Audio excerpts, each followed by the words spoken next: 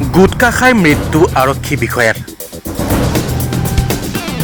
আপুনিও গুটখা খাই ভাল পায় নেকি? নতুবা আপুনিও গুটখা মুখত লৈ ৰাতি শুই যায় নেকি? তেন্তে এই খবৰ আপোনাৰ বাবে। গুটখাই কাল হ'ল এগৰাকী আৰক্ষী বিষয়াৰ। এইগৰাকী আৰক্ষী বিষয়াৰ নাম সুৰজিৎ ডেকা।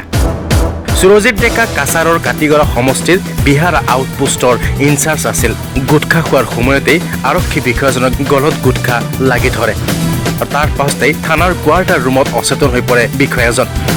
ঘটনাৰ পাছতে সহকৰ্মী আৰু স্থানীয় ৰাইজে ৰুমৰ দৰ্জা ভাঙি উদ্ধাৰ কৰি ততাতৈয়াকৈ স্থানীয় হাস্পাতালত লৈ যায় যদিও উন্নত চিকিৎসাৰ বাবে শিলচৰ মেডিকেল কলেজলৈ প্ৰেৰণ কৰা হয় সুৰজিৎ ডেকাক।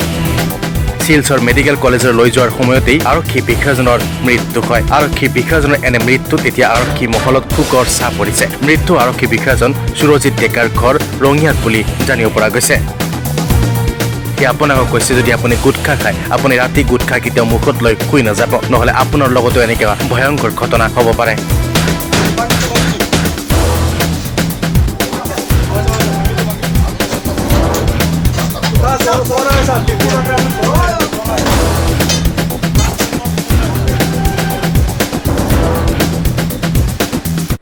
বিহারা থানার আইসিজি সুরজিৎ ডেকা তাই দেখা গেছে সকালবেলা ঘুম থেকে আর উঠরা না। এটা লিয়ে থানার স্টাফেরা গেছে, আমরা তো জিপি অফিসে বোয়াত আসতাম, তো তারাও আমরা ডাকছি একটু আও চলো সাতটার দিকে ডাকতে আসতে উঠলো না। তো জানলা উপরে দিয়ে উঠি ভেন্টিলেটার দিয়ে লক্ষ্য করা গেল তাই বিছনার শোয়া, এরপরে জানলা বাগিয়া দেখা গেল তাই একটা হিকির মতো লই যা।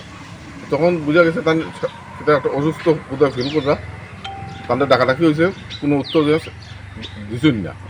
দরজা ভাঙিয়া ভিতরে ঢুকিয়া তাদের অচৈতন্য অবস্থায় পাওয়া গেছে। তখন সময় সময় আনুমানিক একটা ফোনে একটা হইব। তখন সকলে আমরা ধরা পুলিশ স্টাফও আছিল, আমরা দৌড়াদৌড়ি করে লগে লগে সোনাপুর যে স্বাস্থ্যকেন্দ্র যে প্রাথমিক স্বাস্থ্যকেন্দ্র যেটা আছে ইন লইয়া গেছে, গিয়া ইন ইঞ্জেকশন টেঞ্জেকশন দিছ, দেওয়ার পরে যে ডাক্তারে তখন অক্সিজেন লাগানোর কথা বলছে যে অক্সিজেনটা লাগাও, কিন্তু দুর্ভাগ্যের বিষয় এমন ব্যবস্থা আর এমন তারা যে তারা 20 মিনিট ট্রাই করিয়া অক্সিজেনটা পর্যন্ত পেশেন্টের লাগাইতে পারছে না। পরে এইরকম সিরিয়াস পেশেন্ট ডাক্তার কৈছেন অক্সিজেন লেভেল খুব কম। কাটিগড়াৰ পৰা আছিকুদ্দিনৰ report, My News North east.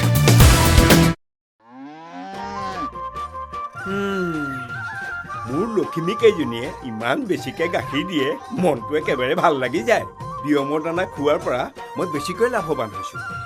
আপোনালোকেও বিয়মৰ দানা খুৱাওক আৰু এইটো বেছিকৈ লাভ কৰক।